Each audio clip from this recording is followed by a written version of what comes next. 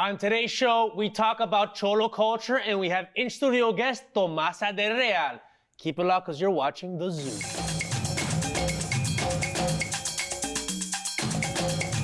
Welcome to The Zoo. I'm with my peeps, AK and Nikki P. And neither of you would be considered Cholos. I don't consider myself a Cholo either, but I do love Cholo culture, which brings us today's big deal.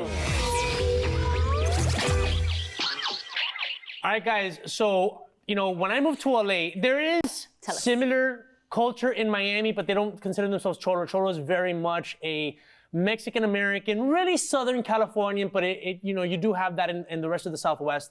Mexican-American, hip-hop, street culture. In Miami?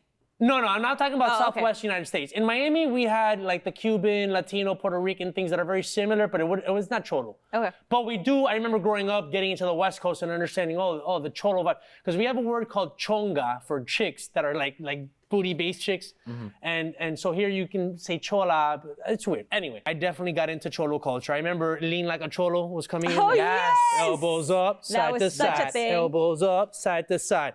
And then working here at LA TV and becoming friends with, I don't know if they consider themselves Cholo, but they're definitely Cholo adjacent. You know, my peeps from Inglewood, from Hawthorne, I'm talking about Lalo and Oscar De La Torre. Oscar's definitely not a Cholo. Oscar's like, what are you talking about, bro? And Lalo's not a Cholo either, but Lalo's Cholo, you know, he's Cholo adjacent. He has his friends, he has his peeps, he knows the streets. And I think it's very valuable in LA to have a few Cholo friends, first of all. Do you guys have any Cholo friends that you can rely on? He's from the streets. That rhymed, yeah. Do you guys have Cholo friends that you can rely on? I do. I actually, growing up, was obsessed with homies. Dude, I wrote the Homies, and I directed the show. We were writers on the last season of Homies. Did you collect the little figurines? Yeah, I have them. I have them at home. Wait, that's okay. So was there like a show based on these figurines? Because I knew the figurines. The figurines, yeah. We had the figurines. They aired here on LA TV years ago. They were little figurines, and we did like stop motion animation. Oh, but wait, let's get back to Cholo culture. What do you think? Where do you think Cholo culture comes from to you guys? AK, you're from Southern California. I'm sure you grew up with like Cholo friends, cousins. Yeah, I mean, I grew up in Inglewood, actually. Inglewood! Up to no good. Yeah, so I mean, I was not affiliated with Cholos, you know. Did you ever date one? No. Why not? I was in my house all the time, which means Mama didn't let me go out. That's why you say so many dad jokes, because you were at home, you know, making jokes with dad. To myself, I laughed to myself. It's cool. But no, I didn't actually. But yeah, I mean, you grew up. It's kind of funny though, because I'm with my housemates, and one of them isn't from around here, and I'm used to like fire shots, just being like, oh, okay, that's like down the street or whatever. But you know how we had fireworks recently? Mm-hmm. And I still live kind of like, you know, in not a good area by USC over there.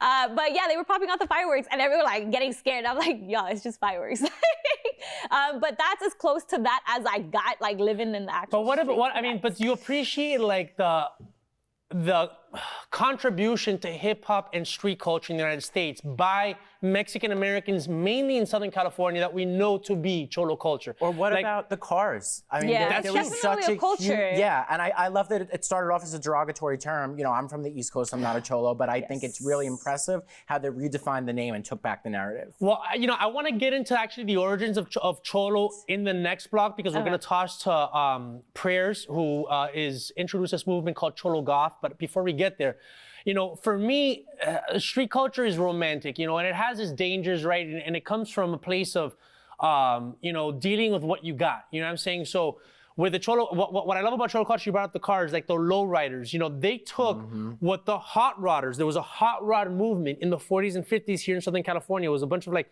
people that went off, fought in World War II, came back, the biker gangs, all that stuff. And then what the Mexican Americans did is they took that hot rod culture and then they started dropping the cars down. They were the first ones to do that, you know? So, and then you have other people that, and there's always been a synergy between, especially back in Black and Brown. Like, you know, you look at the origins of hip hop in New York.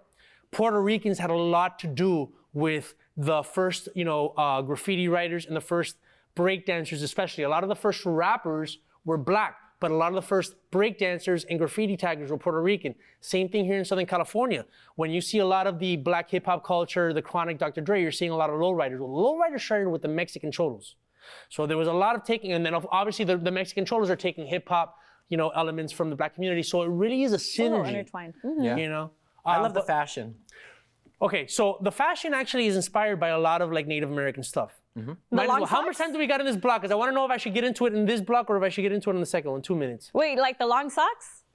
Okay, well, I'll get into it now, pants? and then afterwards I'll get into The prayers. pleated?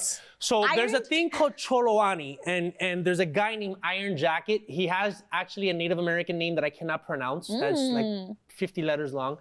And he basically got into the roots of where Cholo culture comes from. Some of the dancing, some of the long pants, the long socks, what do you call that little step, Lalo? The Cholo step. What do you call that? You know, that kind of like, and especially like I can't stand up, but like having your feet perpendicular, like standing like perpendicular. That's Dude, just the all stance. that comes. Okay, so that's just the stance. When you had Spanish colonization and they were dealing with Mexica and some of the different tribes in Central America, Mesoamerica, Southwest America as we know it today, they basically suppressed a lot of their traditions, a lot of their spiritual rituals, and a lot of that got put into Cholo culture in a very esoteric way. So a lot of it is street, a lot of it is hip hop, but some of it has its roots in some of the Native American dancing and chanting that they would do to create like, a connection between them and nature. And the word Cholo, supposedly, I have to verify this, I don't know if this guy's just making it up, comes from Choloani. Which means? Which was that dancing stuff that the warriors would do before they went into battle or before they went hunting or just to connect with God, under the influence of psilocybin or peyote or things like that. Yeah. But when we come back after the break, we're gonna talk to Prayers, who talks about how he discovered where Cholo came from.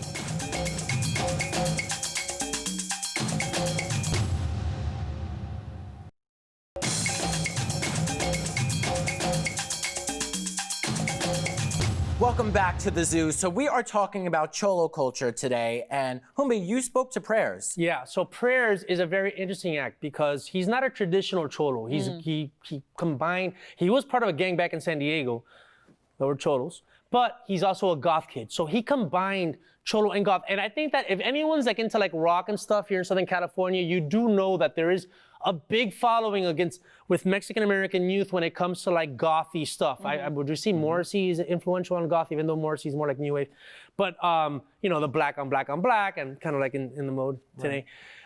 So Prayers kind of come out, and the thing about goth is that goth is very, like makeup, and he talks about it, it's definitely, a lot of it is very dark, but it's in touch with their feminine side to the aspect that is you can be androgynous, you can be sexually fluid, you're putting on makeup and eyeliner and all that stuff, but he's also being a tough Cholo. So I love dichotomy. I love contradiction. And Cholo this guy's with feelings. Right. And I got to interview him at his house. Were you asking me, AK, about his house? Or? Yeah, I did, because I actually watched that interview that you did for Latin Nation, right? And he's married to Kat Von D. And as you know, Kat Von D has made it really big out here in LA. So I can only imagine the size of their house. The inside too, like it wasn't staged. That's how they live. Well, here's the thing. We only got to see one little part of the house because the West Wing. Well, yeah, because she was doing a thing for like a Cribs type show where she wanted to show off the rest of the house. By the way, MTV Cribs. There's an artist. Yeah, well, I don't know if it's the same, but there's an artist that we featured on Latin Nation as well, Conejo, who was the bad guy in Tax Collector. He's been hanging out with Prayers at the house. They have a pool. I don't know if we had it in the thing. We couldn't show it. You imagine a Cholo mansion? All red. Well, it's amazing. Wait, like blood? It's a pool that's red, so it looks like a pool of blood. Wow. But it's just water. It's just water. Oh, that's wild. Anyway, let's check out what Prayers had to say about Cholo goth movement and the origins of Choloani right here on the zoo. Check it out.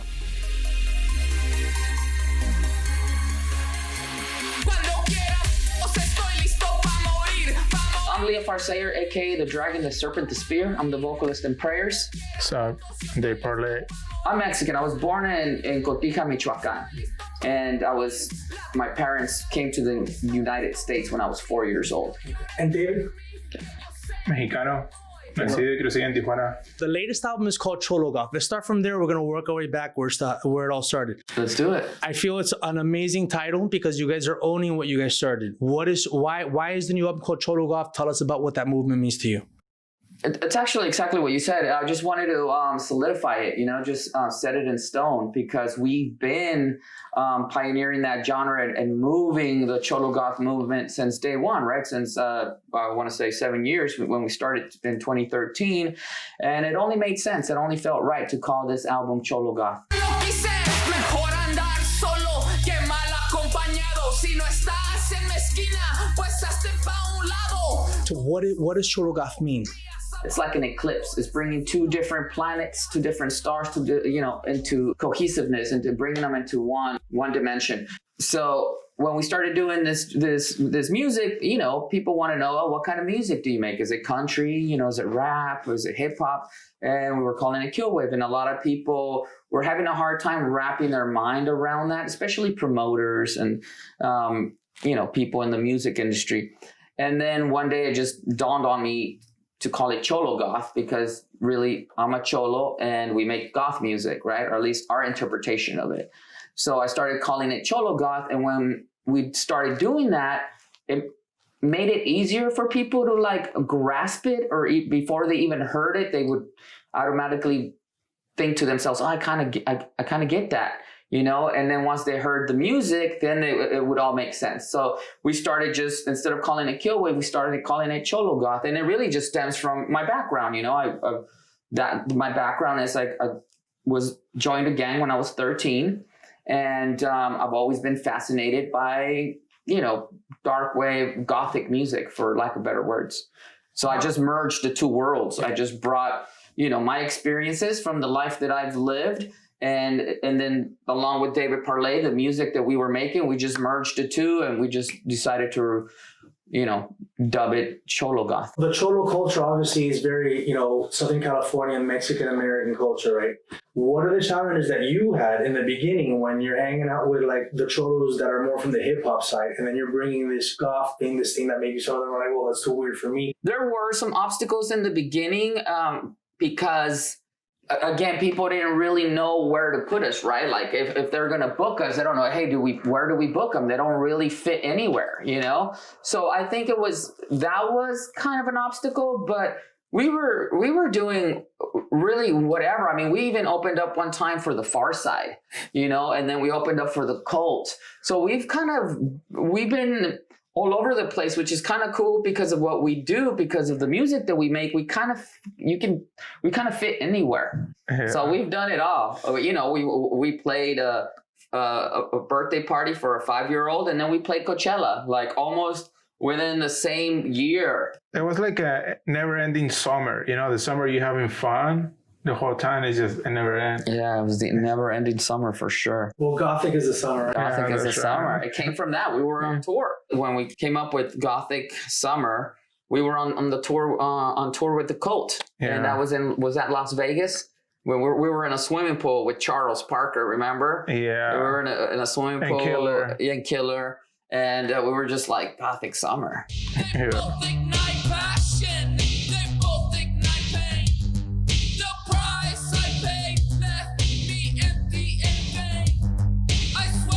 How did you guys get together, and how did Prayers become Prayers? Well, we got together, 7 years ago. David's roommate was this guy named Daniel, and Daniel was the bass player in a band that I was in at the time called Vampire. And Vampire was playing its last show because we were breaking up. And David came to that show to see us perform. And that's actually when we first met, right? At the, I forget the name of the venue or bar. It was a beauty bar? Beauty bar? Oh, it was the beauty bar back then. Yeah, before it. And we met that night, kind of. David came up to me and he was just like, man, like your energy is amazing and I would love to make music with you. I know that this band is breaking up. I don't know if you're going to continue making music, but if you are, I would love to show you what I do. And that first day of us getting together, we wrote 4 songs together. We were so excited, and there was not enough hours in the day that we decided to continue it and follow it up. So the following day he came over, the energy was still there, right where we left it. And we wrote another 4 songs, and that was our first album, SD Killwave, that we wrote in 2 days of knowing each other.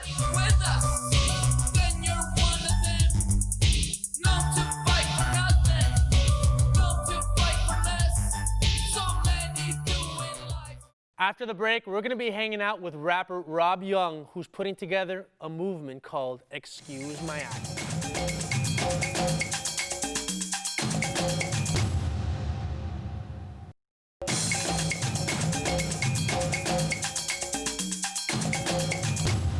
we are back on the zoo. Excuse my accent. All right, tell us about that, Umbi. What you got on that shirt? Yeah. Actually, show it. Show it up. Yeah, show it off a little. Okay, so this is a shirt that says "Excuse my accent" in all different languages.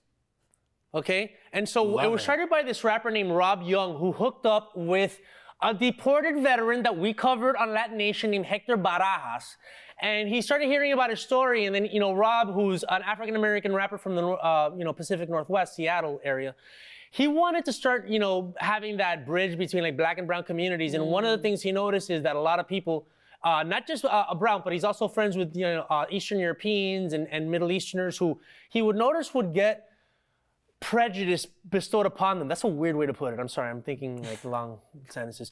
Because of their accent, like not just their color. Like he's dealt with racism for his color. But he notices how like people with like a foreign accent, where there's a Spanish accent, like us. I even have a subtle Spanish accent. I grew up bilingually in Miami, which is basically another country. But he would notice his Hispanic friend, Latino friends, his Eastern European friends, his Middle Eastern friends would get stuff whenever anybody would hear their accent, and it would be like. So he made a movement called "Excuse My Accent." And he made a music video about it. And he teams up with the deported veteran that we've done stories on, Hector Barajas, and also a Slavic rapper who you'll see in the video. So super cool guy, man. And it's really cool. I think one thing that we're about here in LATV is not just promoting, the Latinx community, but promoting all the various minorities and immigrant communities, and even domestic communities here in the United States, like African-American, Black communities, and people that just want to unite across racial, ethnic, and cultural lines. But at LATV, los Latinos are in the lead because it's our party. But come to our party. You're all invited. It's our party. All are welcome here, regardless of accents. So excuse my accent, and check this out. It's my interview with RobYoung. My name's RobYoung, Robert RobYoung Walker, producer of Excuse My Accent, artist, songwriter. Excuse my accent. It's a long way across the water, nothing easy. Made up my mind way back when, but we on now and I ain't look back since. Excuse my accent. Excuse my accent. Excuse my accent. Excuse my accent. I have always been doing music. I come from a background where my dad was a motivational speaker and a poet. My mom worked in the educational system. We used to own one of the largest African art museums on the West Coast at one point. Yeah, so I've always had this affinity towards people and humanism. I feel like everything came together with working with Dre as far as that humanistic standpoint and Excuse My Accent's birth. Dre being from Romania, me and him have been working with each other for a while. We've known each other for over a decade. And one day we were having a conversation and he said, I'm a hip hop artist in America from Romania. I have this accent, no one can get over it. And I told him, I was like, yo, man, you should do a song about it. You know what I mean? Make that your, staff in the ground. And he was like, well, actually, it's like a foundation for a global story. You know what I mean? Because the conversation of Excuse My Accent, the conversation what an accent means, but we have this, we're uncomfortable with things we don't understand. Instead, we should be looking at it from a place of beauty. If we're the melting pot that we're supposed to be, you know what I'm saying? Access to the girl asking for access to a warm mattress. Can't sanction a sanctuary, can't sanction a sanctuary. No way, no how we sanctified. Our praises they can't hold us. Think about it now. We just want some clean water, basics, food, and education. They say who you pray to, turn around. Now you don't speak my language. It's hard to find love and it's opinionated. It's hard to find love, but we're still with it. You won't have to excuse my pronunciation. Now deal with it. We created a phenomenal piece of artwork with the music video. Go and check that out. I honestly think it's the best music video of the year. Whatever, I'll be cocky. I think it's the best music video of the year, Shout out to Charlene. Shout out to Richard Stan, Tian Lu, the whole squad. Dre Ross, of course. And from there, we started really leaning on working with organizations. Kind of our anchor is Deported Veterans Support House. Since that relationship has been built through the music video, because Hector makes a cameo, we're running campaigns for them, looking to pretty much reach a hand in and fill any blanks that they need, We're running a campaign, Thou Shall Not Deport Veterans. We're gonna be telling little pieces of their story, and then also promoting the Causeware is what we're calling it, where a portion goes back to the deported veterans. And then after that, we're gonna move to another.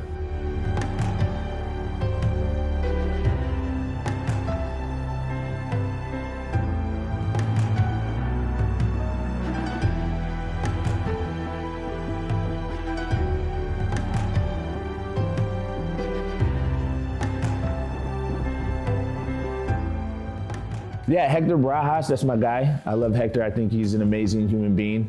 I told him one day I want to make him as popular as Cesar Chavez. That's our inside joke. You know what I'm saying? I'm like, bro, you should be a Cesar Chavez. I came across his story because when we started Excuse My Accent after doing the music video, I was just like looking up immigration and finding stories, and I came across his story. He got deported and then went to the border wearing his uniform every weekend, raising hell until someone would give him any attention. Finally got his citizenship. After getting his citizenship, he turned around and said, I don't want anyone else to go through what I went through. And he didn't have to do that. And so now he's dedicated his life to fighting for other deported veterans, which I feel like that's an angel of a human being. And I just reached out to him, and I spoke with someone at Deported Veteran Support House, told him like, hey, we want you to be in the music video. We feel like your story is the epitome of what Excuse My Accent means. And then what ended up happening was Dre and I heard his story, and we just were like, man, we got to do something more. So we started shooting a documentary, still in production.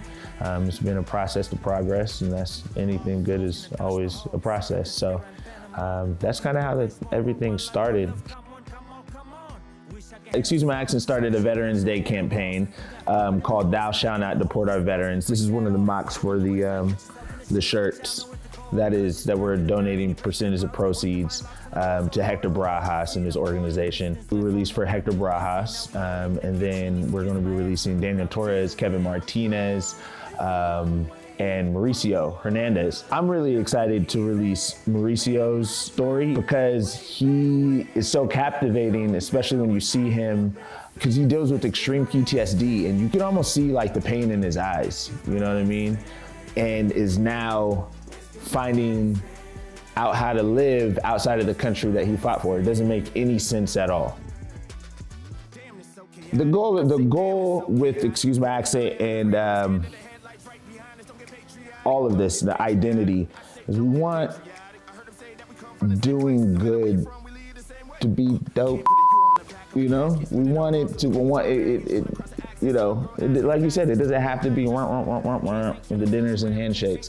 It can be fresh to do good and put out positivity, you know what I'm saying? And I would love to see more artists and entertainers and advocates find different communities to uplift. I think it's really finding ways to come together, be a house for a community of artists and activists and entertainers, and then be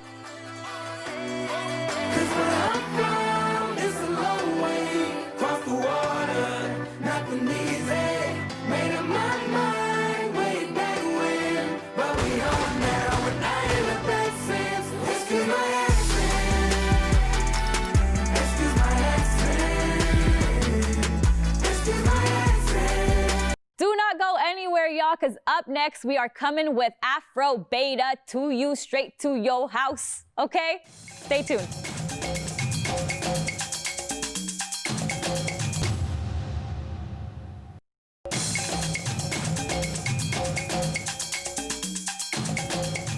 Afrobeta, who's that? All right, so Afrobeta is a electronic duo from Miami, my hometown. They're Cuban. Yeah, and they're super cool. They're like a couple, but they kind of like don't admit it. Oh, it's like they're a hidden couple? Yeah, they're like a down low couple. But it's How like does that work? What? But can you imagine working with like the person that you're with? Talk about soulmates. Right. It's Kusi. I always say Susie. Kusi Amador, who I know from high school, by the way. Christina is her actual name. Y'all go way back then. And Tony Smurfio Lorenzo, and they call him Smurfio. He has a big afro. Now, the segment that we're gonna see right now, I had them on Latin Nation, but there's a part of their musical career that took them back to Cuba. And so like myself, Dope. They were born in Miami and they went back to Cuba to visit. Now, you know that for a lot of Cubans, they get touchy. Oh, if you're going back to Cuba, you're supporting the government, the dictatorship, whatever. I have the opinion, go back to Cuba. How did you feel when you went back to Cuba? I went fine because number one, I stayed with a cousin. So it's not like I was staying like at hotels. But you hadn't met this cousin before. No, I had never met the cousin So it before. was like a newfound connection. As soon as I saw her picking me up from the airport, I looked at her eyes because I didn't even see a picture. I'm like, that's my cousin. I knew her. She had my grandmother's eyes. Wow. Because she had my grandmother's eyes. She's my grandmother's niece. Are you guys still close? I mean, we're not close. I stay in touch and I want to go back to Cuba, but I think that all Cubans my generation have to go back to Cuba to see for themselves and to interact with Cuba. This whole thing about like, oh, screw politics. Take politics and go, poof, kick it out the window. It's about human interaction. It's bigger than politics. You think there's a connection there that needs to be Yes. We're divided. I mean, my culture is divided by a thin strait of ocean and a wide gap of politics. And it's like, we got to come back together in the 21st century. So Afrobeta decided to go back to Cuba and they made a little mini documentary. And so I plucked out a little portion of that interview and that's what we're going to feature here on the zoo. So check it out. It's Afrobeta going back to Cuba. Our music is written on acoustic instruments, but then we transform them into electronic production. Well, I would say that the origin of Afrobeta and our music and the way we write it really came from me being a freestyle type of improvisational singer and MC. And Tony having all these instrumental beats that he had produced by himself forever. And then we started becoming friends and I was like, hey, I just want to like get on those beats. And we would do performances where I was just improvising over the beats that he already had. He had made a CD for his friends for Christmas with all these like instrumental tracks that I ended up writing to. Those were our first songs. You wanna play house and make babies? You must be crazy. What you thinking, baby? You wanna play? Yeah, well, I think it was more kind of pedal-based, just one key, more dancey in the beginning, and then as we grew as songwriters, I think it evolved a little in the songwriting sense. But we still keep to the basic formula of being able to play our songs either on acoustic instruments or electronic. That's the key ingredient, at least for me. And I think we have a nice balance where we let each other kind of shine as songwriters. Like, I will write my emo songs about my feelings and my philosophies on life, and Tony will write Chancletazo and Papelazo and all the silly stuff is my department. The longer I go without telling you of the feelings I develop for you, the stronger they get, the deeper I fall. I can't get you out of my head, 'cause the longer I go without telling you of the feelings I develop for you, the stronger they get, the deeper I fall. I can't get you out of my head, out of my head, out of my head, out of my head, out of my head, out of my head. I dig a hole in my heart and crawl inside. I believe in slow starts, just enjoy the ride. Can't deny that to hide is sometimes wise. I get all wrapped up in what's inside of me. I'm in a trap that snaps so easily. I've been caged and I can't be free. To confess the truth of what I need, I have to have you, like most need to eat. Your love is like water, 3/4 of me. But first, I gotta nourish this true love seed, worth the wait for it to flourish and grow sweet. Tony is like, he is an enigmatic figure, you know? He's the mystery, like nobody knows what's really going on inside of that afro, but at the same time, it kind of like stops the record anywhere you go. You crush it every night, I can't deny it. Do what you wanna do, secret rendezvous.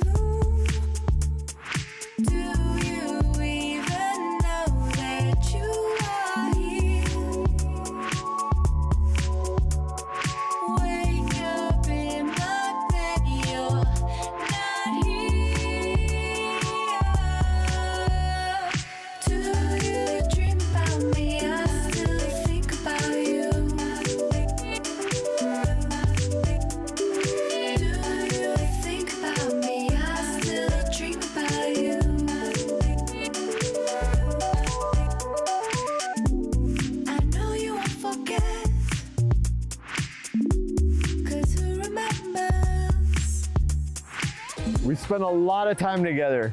Yeah, I think we have a interesting balance.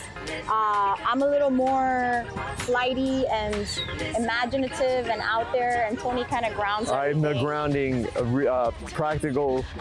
Realistically speaking, this is what we have and we can do. Right, but like you can create your own reality, you know what I mean? When you have an idea, you can bring it to fruition. Yep.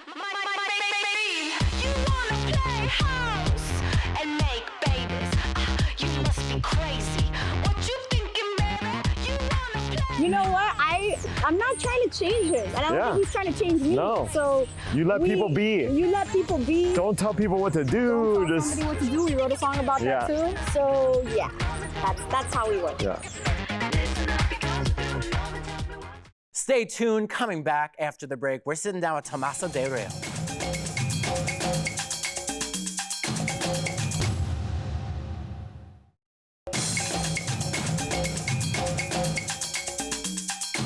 We are back on the Zoo with a very special guest. I'm excited. I'm excited. Yeah, I'm excited too because I love edgy people. I love people that are provocative. Yeah, And bring Tomasa del Real, you got it going on.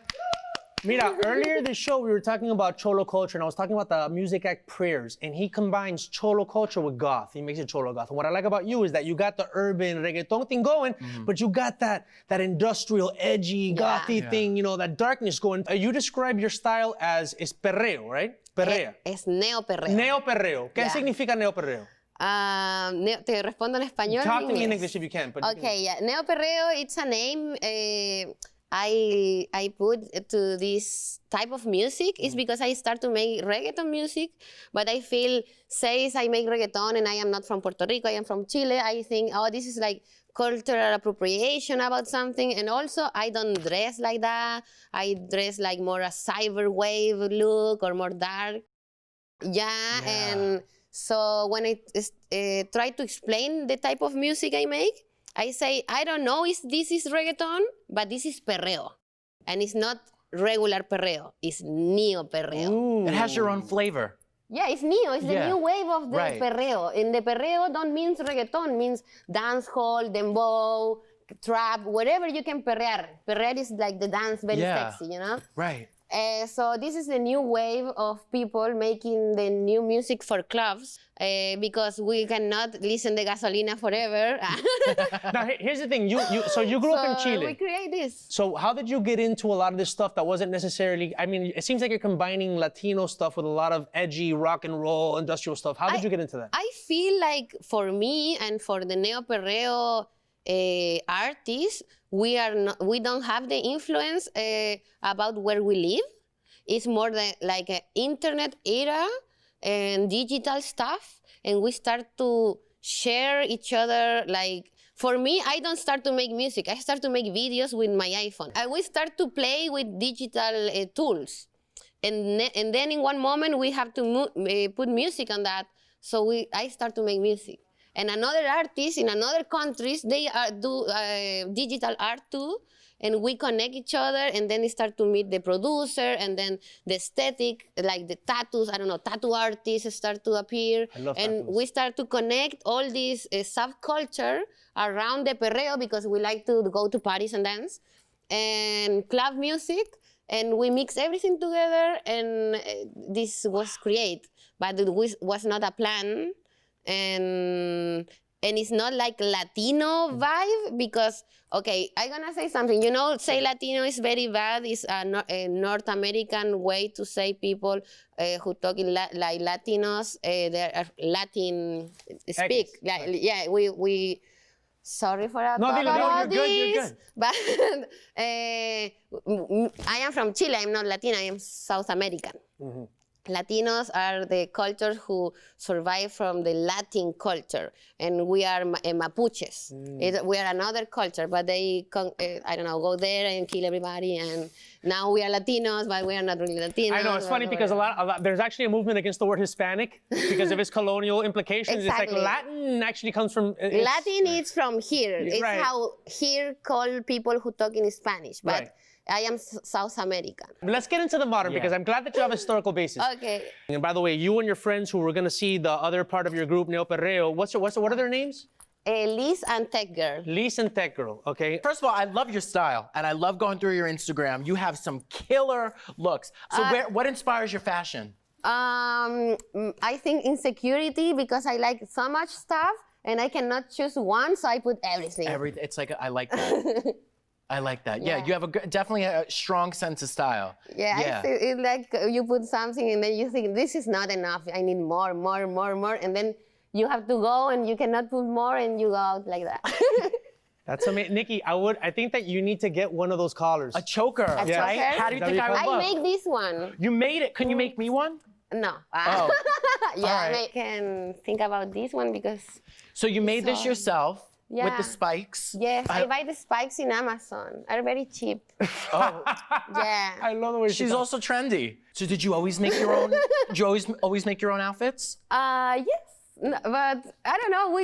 I just try to don't look the same all the time, and I don't have enough clothing, so I have to mix everything. I like to put the outfit in the bed first, and I try, and then I wear. You're like choker or no choker today? Yeah, I try to mix the colors. That And is I amazing. like this have a scorpion, and this have some scorpion. That's why I thought you were a Scorpio. Listen, it's been a pleasure to talk to you. When we come back after the break, you're going to be talking to our resident chica, AK, and your friends are going to join us, Lee and Liz Tech Girl and Tech Girl. from Neo Perreo. Keep it locked right here on the Perreo Zoo. la casa.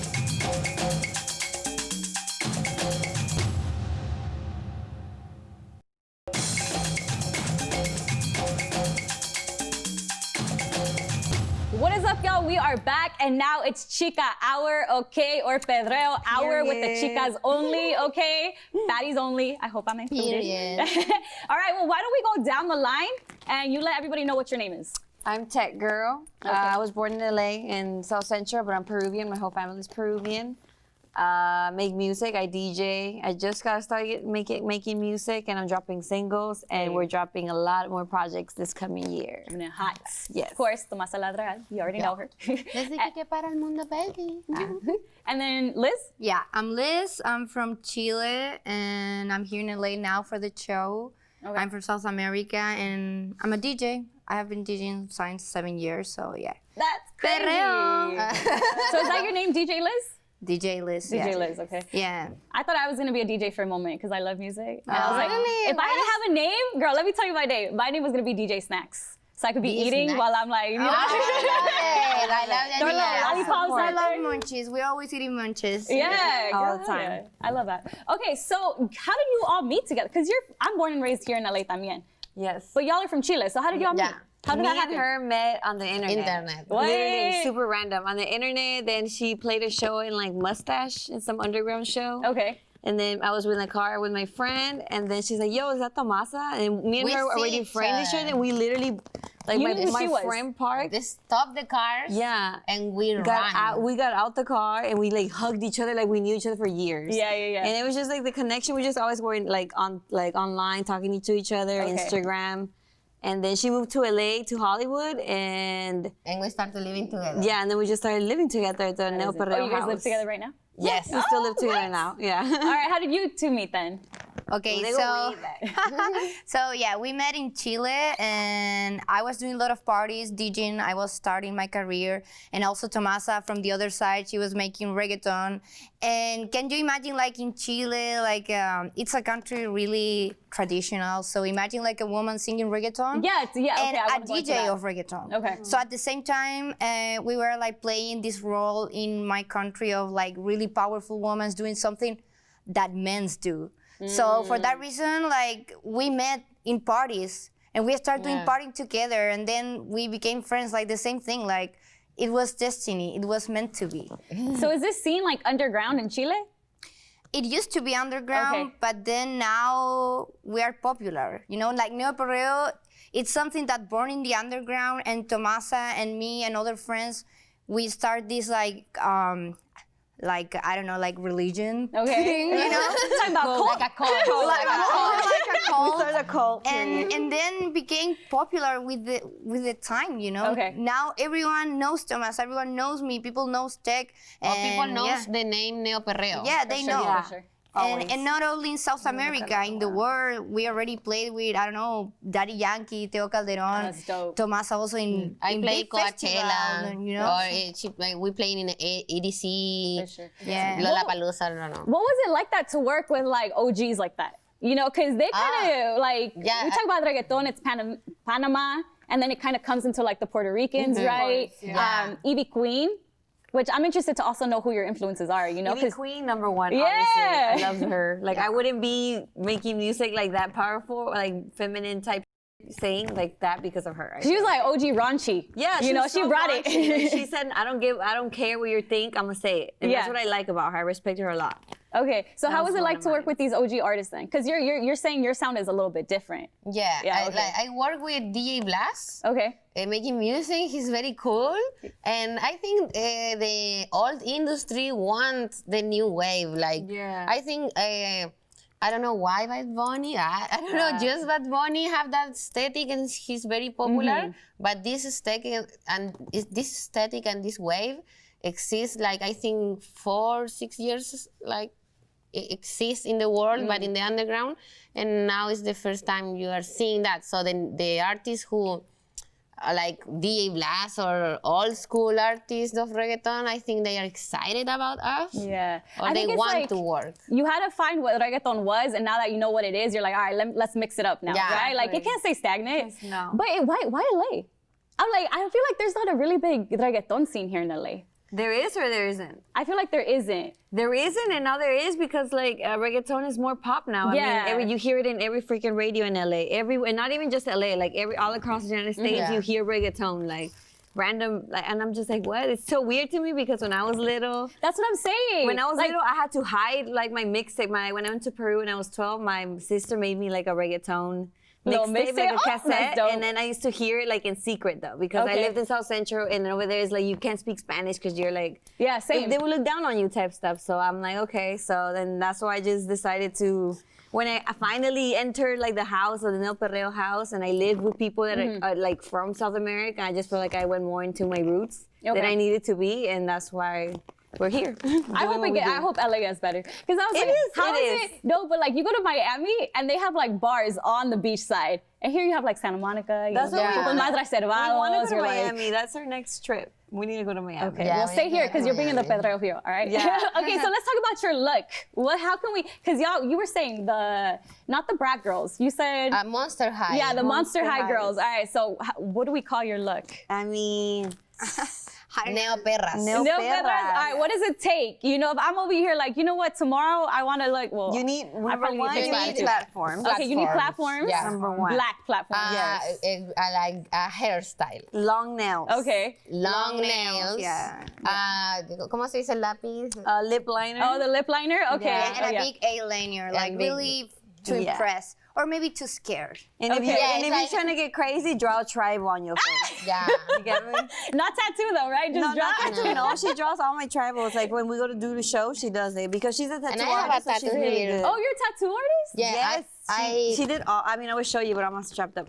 But she did a lot of my tattoos. She did this one, which was like the scorpion. Yeah. I make, before make music, I make tattoos. And I have a 10 years career in making doing tattoos. Yo, that's pretty sick because I could see the line work on that. Yeah. Hey, maybe you can fix mine a little bit because Go ahead. That's good, Nena. Yeah. That is crazy. Okay, well, also before we close out, tell us about this upcoming presentation you have or the latest song you're going to drop. Yes, we have a song with Liz and Tech. Se llama Te Gusta el Perreo. Okay. Yeah, it's a new song that we're gonna release the 18th of December. And the same day, we have this big live show with Red Bull. It's gonna be in ¿cómo se dice? Un helipuerto. And a helicopter pad. Oh, on a helicopter pad? Yeah. Are you not it's gonna be online. I don't know. I think it's gonna be cold. I don't know what to expect. Like I'm just going like. I hope. I think they're gonna have heaters. And it's gonna be online, so everybody hair. can see this. This is a big festival. They're gonna transmit like in New York too. Like it's a weekend with parties, and we're gonna present this wave. Like I don't know. They invite Kali Uchis too. She just released a Spanish album. Okay. And it's like, I don't know, I think it's kind of neo perreo vibe. But we are the ¿cómo se dice? El pastel. Yeah, the thing is like that day we're going to release that song. We are the cake and we bring the cake. Yeah, so you have to be present, please. It's gonna be wild. And we're gonna have some strippers and money, whatever. Stay tuned. You might strip while you sing too. Stay tuned because it's gonna be wild. Stay tuned. I love it. All right, well, there you have it. We want to thank our guests for today. We got DJ Tech Girl. Yes. Tomasa del Real. Tomasa del And Real. Liz out here representing, okay? So make sure you check them out. We want to thank everybody else who's on the show. This has been The Zoo.